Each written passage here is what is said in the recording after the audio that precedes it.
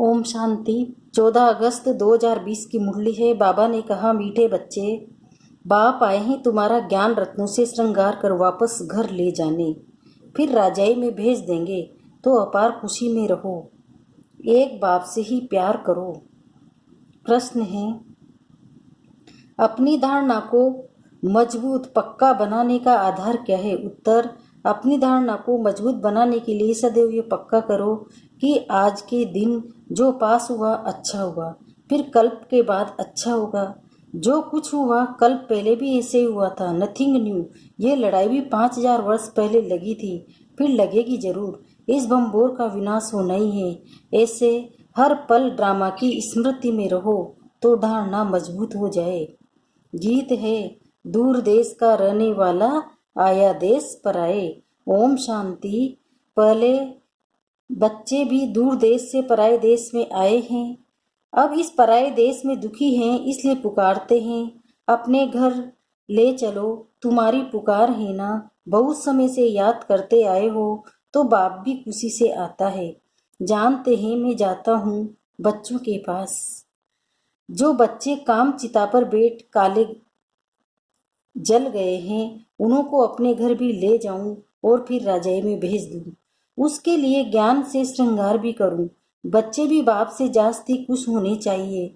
बाप जबकि आए हैं तो उनका बन जाना चाहिए, उनको बहुत लव करना चाहिए।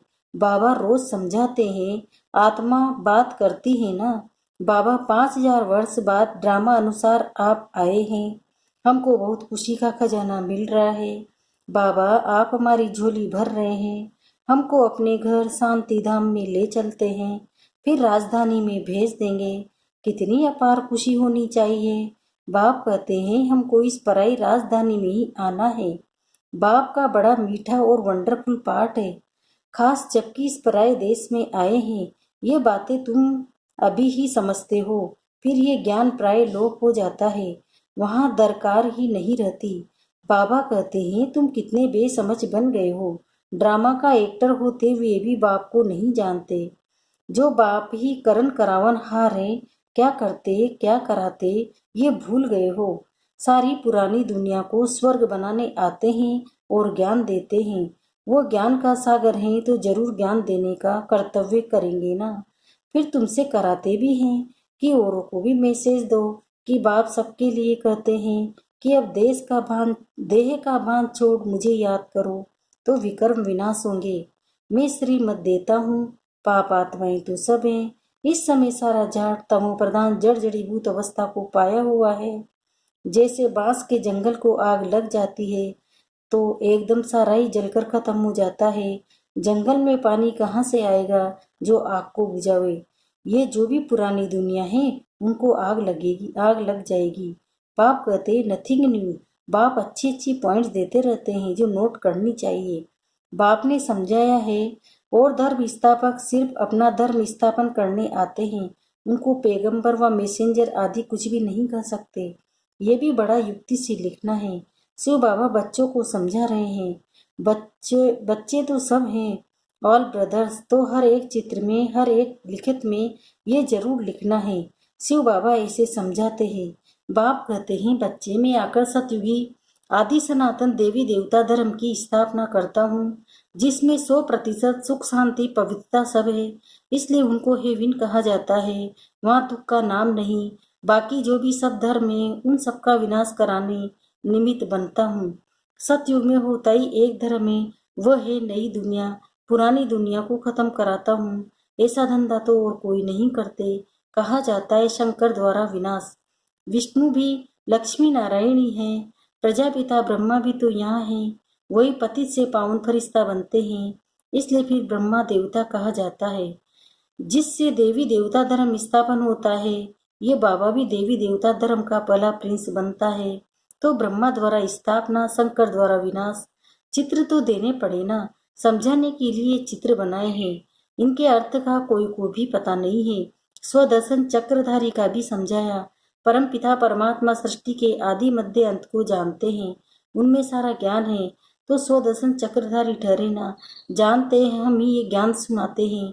बाबा तो ऐसे नहीं कहेंगे कि मुझे कमल फूल समान बनना है।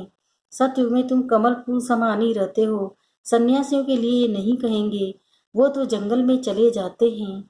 बाप भी कहते हैं पहले वो पवित्र सतो प्रधान होते हैं, भारत को थाम थमाते हैं। पवित्रता के बल से भारत जैसा पवित्र देश कोई होता ही नहीं। जैसे बाप की महिमा है वैसे भारत की भी महिमा है। भारत है विनता, लक्ष्मी नारायण राज्य करते थे, फिर कहाँ गए ये अभी तुम जानते हो। और किसी की बुद्धि में थोड़े ही होगा कि ये देवताएं ही 84 जन्म ले पुजारी बनते हैं। अभी तुमको सारा ज्ञान है। हम अभी पूज्य देवी देवता बनते हैं, फिर पुजारी मनुष्य बनेंगे। मनुष्य तो मनुष्य ही होता है। ये जो चित्र किस्म किस्म के बनाते हैं, ऐसे कोई मनुष्य होते नहीं है। ये सब भक्ति मार्ग के ढेर चित्र है। तुम्हारा ज्ञान तो है गुप्त, ये ज्ञान सब नहीं लेंगे। जो इस देवी देवता धर्म के पत्ते होंगे वही लेंगे। बाकी जो औरों को मानने वाले हैं वो सुनेंगे नहीं। जो शिव और देवताओं की भक्ति करते हैं वही आएंगे। पहले पहले मेरी भी पूजा करते हैं, फिर पुजारी बन अपनी भी पूजा करते हैं। तो अब खुशी होती है कि अब पूज्य से पुजारी बने, अब फिर पूज्य बनते हैं। कितनी खुशियां मनाते हैं। यहाँ तो आधा कल्प के लिए खुशी मनाते हैं, वहां तो तुमको सदैव खुशी रहती है।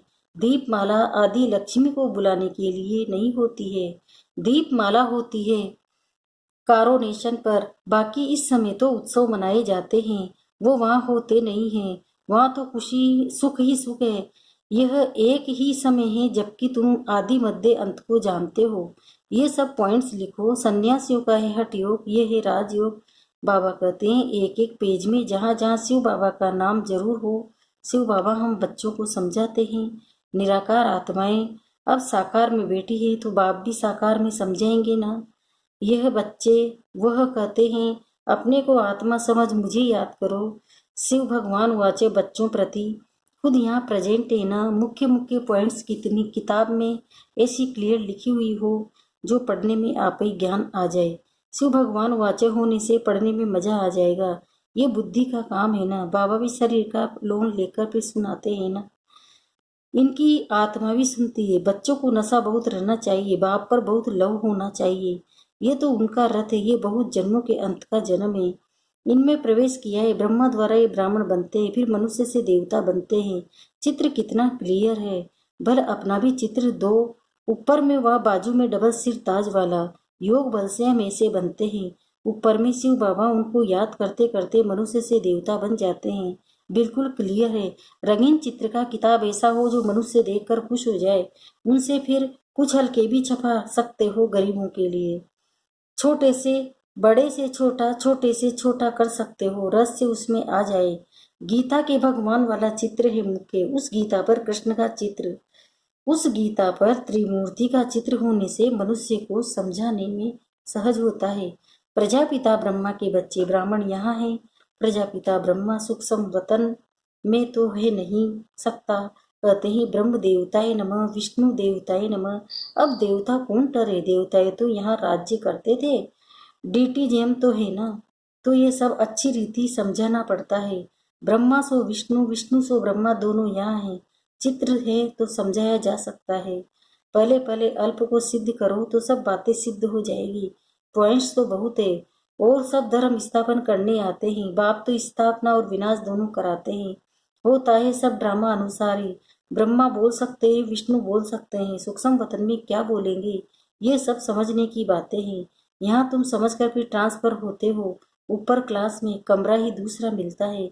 मूल वतन में कोई बेड तो नहीं जाना है, फिर वहां से नंबरवार आना होता है। पहले पहले मूल बात एक ही है, उस पर जोर देना चाहिए। कल्प पहले भी ऐसे हुआ था। ये सेमिनार आदि भी ऐसे ही कल्प पहले हुए थे। ऐसी पॉइंट्स निकली थी। आज का दिन तो पास हुआ, अच्छा हुआ। फिर कल्प बाद ऐसे ही होगा। ऐसे ऐसे अपनी धारणा करते पक्के होते जाओ। बाबा ने कहा था मैगजीन में भी डालो। ये लड़ाई लगी नथिंग न्यू, 5000 वर्ष पहले भी ऐसे ही हुआ था। ये बातें तुम ही समझते हो, बाहर वाले समझ न सके, सिर्फ कहेंगे बातों तो वंडरफुल है। अच्छा, कभी जाकर समझ लेंगे। शिव भगवान वाचे बच्चों प्रति ऐसे अक्षर होंगे तो आकर समझेंगे भी। नाम लिखा हुआ है प्रजापिता ब्रह्मा कुमार कुमारियां। प्रजापिता ब्रह्मा से ही ब्राह्मण रचते हैं। ब्राह्मण देवी देवताएं नमः कहते हैं ना। कौन से ब्राह्मण? तुम ब्राह्मणों को भी समझा सकते हो। ब्रह्मा की औलाद कौन है? प्रजापिता ब्रह्मा के इतने बच्चे हैं तो जरूर यहाँ एडोप्ट तो होते होंगे। जो अपने कुल के होंगे वो अच्छी रीति समझेंगे। तुम तो बाप के बच्चे हो गए। बाप ब्रह्मा को भी एडोप्ट करते हैं, नहीं तो शरीर वाली चीज आई कहाँ से? ब्राह्मण इन बातों को समझेंगे, सन्यासी नहीं समझेंगे। अजमेर में ब्राह्मण होते, हरिद्वार में सन्यासी ही सन्यासी हैं। पंडे ब्राह्मण होते हैं, परंतु वह तो भूखे होते हैं। बोलो, तुम अभी जिस्मानी पंडे हो, अब रूहानी पंडे बनो। तुम्हारा भी नाम पंडा है। पंडा सेना को भी समझते नहीं है। बाबा है पांडवों का सिर मोड़। कहते हैं बच्चे, मामेकम याद करो तो विक्रम विनाश होंगे और चले जाएंगे अपने घर। फिर बड़ी यात्रा होगी अमरपुरी की, मूल वतन की। कितनी बड़ी यात्रा होगी। सबकी सब आत्माएं जाएंगी। जैसे मकड़ों का झुंड जाता है ना, मक्खियों की भी रानी भागती है तो उनके पिछाड़ी सब भागते हैं। वंडर है ना। सब आत्माएं भी मच्छरों मिसल जाएंगी। शिव की बारात है ना। तुम सब हो ब्राइड्स, मैं ब्राइड घूम आया हूँ सबको ले जाने। तुम छी हो गए हो, इसलिए श्रृंगार का साथ ले जाऊंगा। जो श्रृंगार नहीं करेंगे तो सजा खाएंगे, जाना तो है। काशी कलवट भी मनुष्य मरते हैं तो सेकंड में कितनी सजाएं भोग लेते हैं। मनुष्य चिल्लाते रहते हैं, ये भी ऐसे है। समझते हैं हम जैसे कि जन्म जन्मांतर का दुख सजा भोग रहा हूँ। वो दुख की फीलिंग ऐसी होती है, जन्म जन्मांतर के पापों की सजा मिलती है। जितनी सजाएं खाएंगे उतना पद कम हो जाएगा। इसलिए बाबा कहते हैं योग बल से हिसाब किताब चुकतू करो, याद से जमा करते जाओ। नॉलेज तो बहुत सहज है। अब हर कर्म ज्ञान युक्त करना है। दान भी पात्र को देना है। पाप आत्माओं को देने से फिर देने वाले पर भी उसका असर पड़ जाता है। वो भी पाप आत्माएं बन जाते हैं। ऐसे को कभी नहीं देना चाहिए जो उस पर पैसे से जाकर फिर कोई पाप आदि करे। पाप आत्माओं को देने वाले को दुनिया में बहुत बेटे हैं। अब तुमको तो ऐसा नहीं करना है। अच्छा, मीठे मीठे से खिलते बच्चों प्रति माता पिता बाप दादा का याद प्यार और गुड मॉर्निंग। रूहानी बाप की रूहानी बच्चों को नमस्ते। हम रूहानी बच्चों की भी रूहानी माता पिता बाप दादा को याद प्यार गुड मॉर्निंग, नमस्ते नमस्ते नमस्ते। शुक्रिया बाबा, शुक्रिया आपका परम शुक्रिया। धारणा के लिए मुख्य सार है। पहला है, अभी हर कर्म ज्ञान युक्त करना है। पाप को ही पात्र को ही दान देना है। पाप आत्माओं से अब कोई पैसे आदि की लेन देन नहीं करनी है। योग बल से सब पुराने हिसाब किताब चुकतो करने हैं। दूसरा है, अपार खुशी में रहने के लिए अपने आप से बातें करनी है। बाबा, आप आए हैं हमें अपार खुशी का खजाना देने। आप हमारी झोली भर रहे हैं। आपके साथ पहले हम शांति धाम जाएंगे, फिर अपनी राजधानी में आएंगे। वरदान, कल्प कल्प के विजय की स्मृति के आधार पर माया दुश्मन का आह्वान करने वाले महावीर विजयी भव। अब इसका विस्तार बता रहे हैं बाबा। महावीर विजयी बच्चे पेपर को देखकर घबराते नहीं, क्योंकि त्रिकालदर्शी होने के कारण जानते हैं कि हम कल्प कल्प के विजयी है। महावीर कभी ऐसे नहीं कर सकते कि बाबा हमारे पास माया को न भेजो, कृपा करो, आशीर्वाद करो, शक्ति दो, क्या करूं, कोई रास्ता दो। ये भी कमजोरी है। महावीर तो दुश्मन का आह्वान करते हैं कि आओ और हम विजयी बने। स्लोगन है, समय की सूचना है, समान बनो, संपन्न बनो। ओम शांति।